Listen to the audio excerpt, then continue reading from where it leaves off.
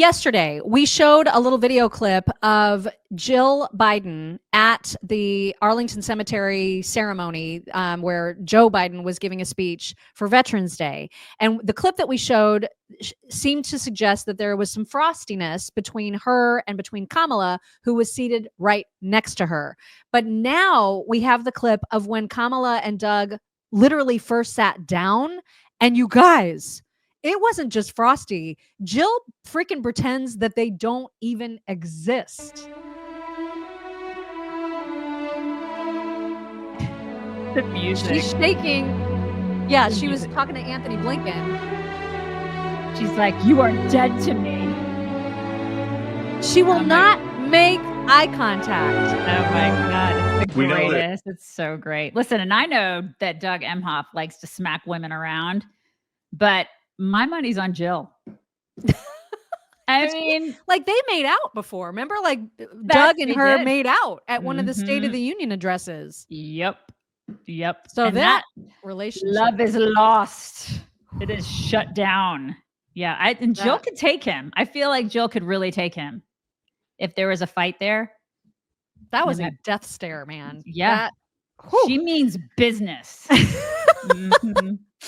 So also what happened yesterday is that Kamala and Joe Biden had lunch together.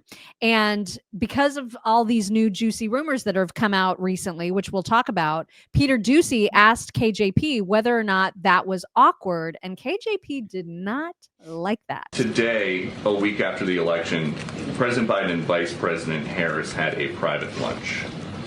How awkward was that? I don't even understand. Why would it be awkward? Because why would it the president got squeezed out for her, and then she kept him at arm's length, and then she lost, and now she's back. Why would you characterize it as awkward? They have regular lunches. They meet and talk regularly. Why would you call it awkward? Weirdness about the way that things have unfolded. Did you see them? Did you see them together yesterday as well when they honored our veterans and were together during the day, making sure that we didn't forget the brave men and women that fought for this country? Did you see them together yesterday? Did you see the show of force together? This is, look, I'm not even going to take the premise of the question. What I will say is the president and the vice president had lunch today. They've had lunch many times. They have, they communicate with each other regularly. They had an opportunity to discuss the last 70 days or so of this administration, how important it is to get things done for the American people. And that's their focus. That is genuinely their focus. She's probably so pissed that she knows now that maybe a gig at MSNBC is not going to happen. That's right. Yeah. Because they're going to get sold. And she's like, oh, shit. What am I going to do? Yeah, especially if they're firing people at CNN too. Where is she going to go? Walgreens. She's going to be working at Walgreens. I said, what else is she going to do? I mean, it's like, because she knew that was the place for her. And if they get sold, you're screwed, honey. The amount that I am not going to miss her cannot be overstated. We're all like, bye. So let's get to the juicy gossip. You need to read this tweet, so great, because this was like so. It was delicious. It's the greatest juice. Okay, breaking news. According to a Biden staffer, Joe Biden did not write or have knowledge of his resignation letter that was posted to the platform X. Allegedly, Biden had refused calls to step down, citing his campaign's internal polling, and the resignation letter was leaked to force him out. It was done to force him out of office without having to use the 25th Amendment right before the election. According to the same source, Biden endorsed Harris as a way to get revenge on his party for pushing him out like a dog and summarily ending the possibility at an open primary by endorsing the least popular vice president in modern history. Can you even? Oh, like we all knew it, right? We all knew. Oh my gosh. I mean, this is, everybody thinks Joe Biden is stupid, you know, and I'm sure Jill probably had some some say in this, right? Because Yeah. Jill is like, she's a puppeteer too. But how That juicy. made me like so. Ooh. I know, which would explain all of the behind the scenes hatred and Jill being like, "Oh, you think you're going to do this? Well, F you. This is what we're going to do." And it would explain Nancy Pelosi recently saying as much, that Joe Biden, that he immediately endorsed her and that she thought there was going to be an open primary. Right. Like, it explains everything. It does. And you know that Jill and Joe voted for Trump. You know they did. She wore red. She wore red. And that meant something, you guys. Oh, it meant everything. Everything. Yeah. Anna Kasparian also still hasn't swallowed the pill. Still just kind of licking it, But she also weighed in on this juicy drama, and here is what know she about said. it, okay?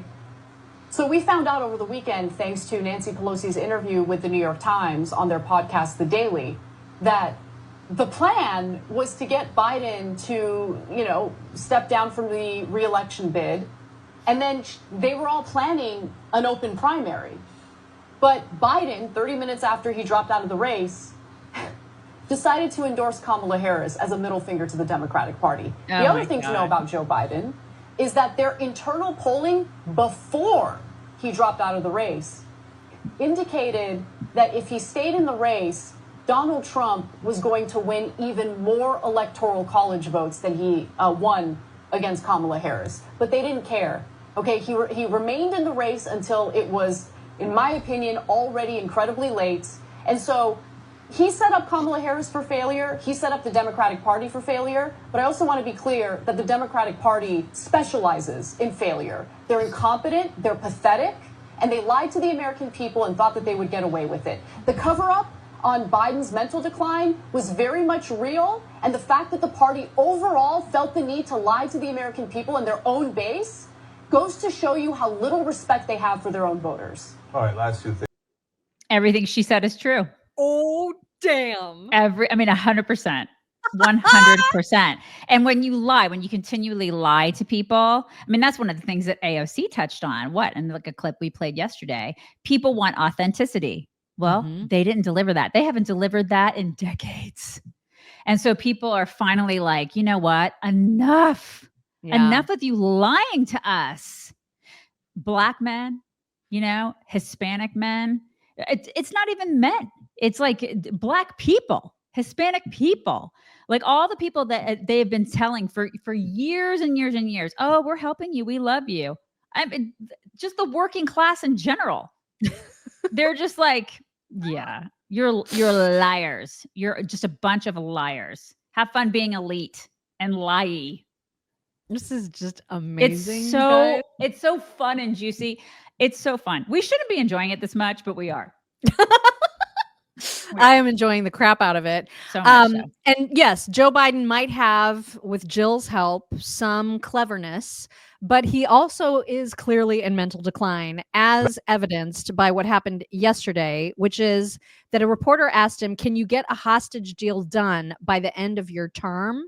And his response was, "Do you think you can get hit in the head by the camera behind you?"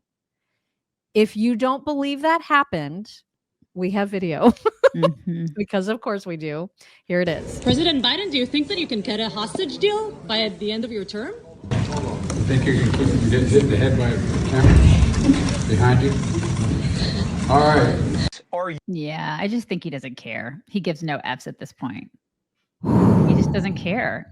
Part of it's dementia, obviously. Probably 80% of it is dementia, but 20% is just giving no Fs. And the combination is so bad. I forget that he's president. I forget. Am I? Yeah. Oh no, because he's doing nothing of consequence. Nothing. Absolutely nothing. Now at this point, I'm just looking to Trump.